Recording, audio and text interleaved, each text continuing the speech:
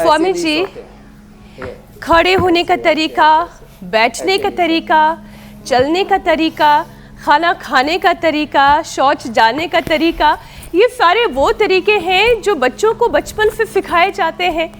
लेकिन इतना कुछ सीख लेने के बाद भी जवानी तक आते आते सारा सीखा हुआ भूल जाते हैं, फिर से इसे सिखाने की ज़रूरत पड़ रही है।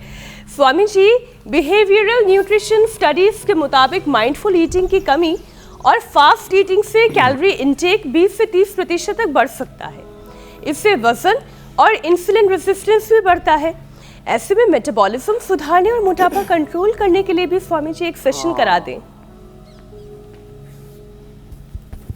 ये बहुत ज़रूरी है। एक तो मैंने बैठने का तरीका बताया, टॉयलेट जाने का तरीका बताया, सोने का तरीका बताया। जब भी बैठे तब मेरुदंड सीधा रहना चाहिए, बाकी समय मेरुदंड सीधा रहना चाहिए, लेकिन खाते समय थोड़ा पेट झुका रहेगा तो उससे पूरे पेट के जो है पूरे गट बैक्टीरिया और पेल्विक हेल्थ अच्छी रहती है। बाकी समय सीधी रहनी चाहिए। फिर रही बात, अब मुठिया गए हैं लोग, तो ये 2 अभ्यास, फिर मेदोहर वेट को, लौकी का जूस, पेठे का जूस, अश्वगंधा के पत्ते और अंगूर के बीज।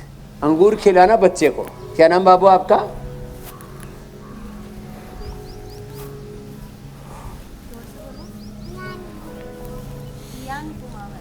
ओ, कुमावत साहब हमारे। अब बच्चों को अंगूर खिलाना। अंगूर के बीज, देखो अंगूर के बीज मोटापा को कम करते हैं। क्या बोला भाई साहब? ये अंगूर की बेल लगी हुई है, देखो ये पूरी। अंगूर के बीज मोटापा को कम करते हैं। जामुन के बीज शुगर को कम करते हैं। आम की गुठली पेट की बीमारी को दूर करती है।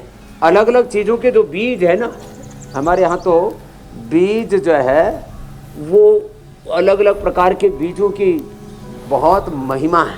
तो जो है अश्वगंधा के बीज जो है स्किन को अच्छा करते हैं। अश्वगंधा के पत्ते मोटापा को दूर करते हैं। अश्वगंधा की जो रूट है वो इम्यूनिटी को अच्छा करती है, इनफर्टिलिटी को और सारी कमजोरी को दूर करती है।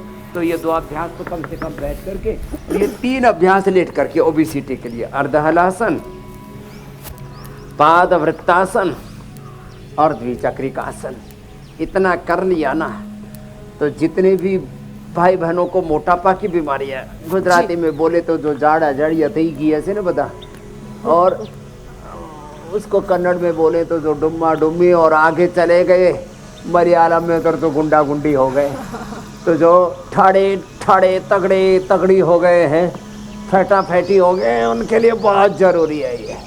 स्वामी जी, फैटा फैटी को तो आपने पतला करने का तरीका बता दिया। शंख प्रक्षालन करा देते हैं।